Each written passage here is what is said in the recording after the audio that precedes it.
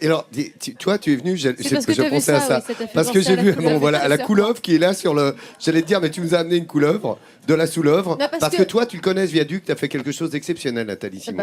En tout cas, ce viaduc, il existe depuis un paquet d'années. Il a été construit en 1887. En fait, entre 1887 et 1889. Et il a été conçu selon les plans de quelqu'un qu'on connaît bien. C'est Eiffel, Gustave Eiffel. Regardez, là, on voit bien, quand on voit la construction de ce viaduc, ces charpentes, ce tablier qui nous fait réellement penser aux constructions d'Eiffel. Les pierres de taille qui ont servi à sa construction, elles pèsent chacune 350 kilos. Elles viennent d'ici, des carrières de granit de la région de Vire. Et le sable, lui, vient des îles Chausées. C'est rigolo.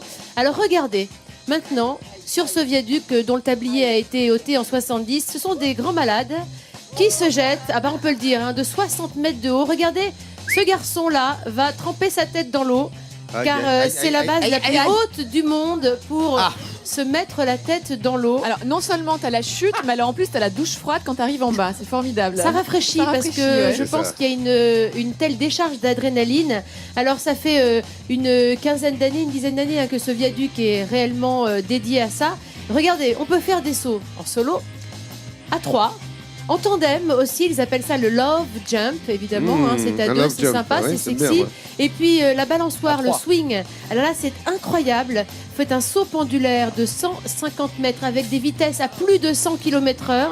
Vous prenez 1 ou 2 G dans la figure, dans le nez, comme on dit. Donc c'est sympa, c'est pour les amateurs de sensations fortes.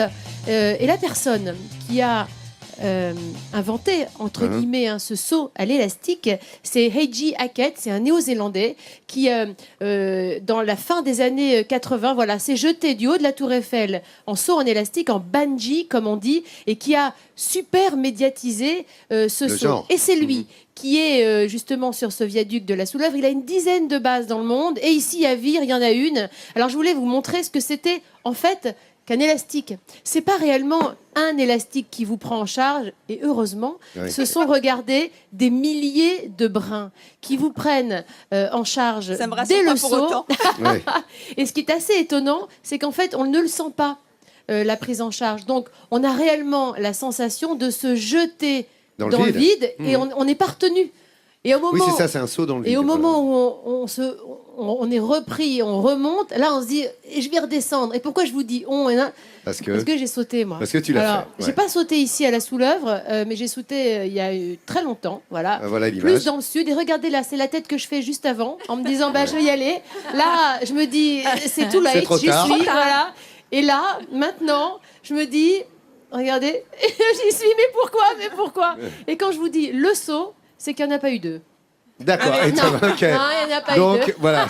Et t'es sûr qu'il n'y en aura pas 2. C'est ça, tu veux pas qu'on aille à la Sous-Leuvre, là, on essaye un saut. Si vous voulez vivre des moments comme ça, un petit peu forts et en toute sécurité, vraiment, je vous recommande de venir ici sur le viaduc de la Sous-Leuvre. Vous aurez une vue magnifique, parce que c'est quand même très très beau, cette rivière qui coule dessous, et des sensations super fortes. Énorme. En toute sécurité. Pour les peureux, tu as la luge sur rail, parce que moi j'ai jamais osé sauter, ou la tyrolienne. Donc voilà, ou sinon on peut se mettre dans le parc en bas et admirer les gens sauter tout simpème. La tyrolienne, c'est quand même c'est chaud.